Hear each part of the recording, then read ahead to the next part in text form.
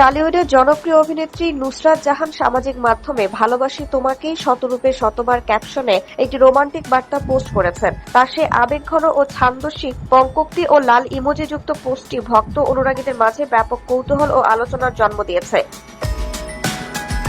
সামাজিক মাধ্যমে অভিনেত্রীর পোস্ট করা সেই পঙ্কোক্তিটি দ্রুত তার ভক্ত ও অনুরাগীদের মাঝে ছড়িয়ে পড়ে, ভালোবাসার আমেজ তৈরি করে। ব্যক্তিগত চর্চা তারকাদের এমন রোমান্টিক ও কাব্যিক অভিব্যক্তি প্রায়ই গণমাধ্যম এবং ভক্তদের নজর কেড়েছে। সেই বার্তাটি তার ব্যক্তিগত অনুভূতি ও অনুরাগী মহলে নতুন আলোচনার খোরাক জুগিয়েছে।